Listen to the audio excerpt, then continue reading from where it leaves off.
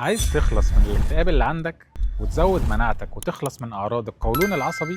كلمة السر فيتامين دي. الأمعاء في جسمنا هي خط الدفاع الأول، وفيتامين دي بيعزز جهاز المناعة هناك وبيحمي من التهابات القولون. وفي دراسات أثبتت إن نقص فيتامين دي مرتبط بالتهابات القولون المزمنة. تعرف إن 90% من مستقبلات فيتامين دي موجودة في المخ، فعشان كده نقصه مرتبط جدا بزيادة الاكتئاب أو أعراض الاكتئاب. وفي دراسة من جامعة هارفارد أكدت إن أخذ مكملات فيتامين دي قللت من الاكتئاب الموسمي وأعراض القلق والتوتر. والمفتاح هنا إننا ناخده بالطريقة الصح، زي إننا لازم ناخد فيتامين دي 3 مع فيتامين كي 2 عشان يحسن من الامتصاص ويزود من المناعة. والجرعة المثالية إننا ناخد 10,000 اي يو من فيتامين دي 3 في اليوم مع 100 ام سي جي من فيتامين كي 2 لمدة 5 أيام ونريح يومين. وأحسن طريقة ناخد بيها فيتامين دي مع دهون صحية بعد وجبة الغداء، وممكن تاخده مع زيت زيتون أو أوميجا 3، وده بيحسن امتصاصه وفعاليته. فيتامين دي مش رفاهية، ده أساس للمناعة وللقولون وهيخلصك من الاكتئاب. خليه عادة يومية في روتينك وهتشوف الفرق. ولو عجبك الفيديو ما تنساش تعمل فولو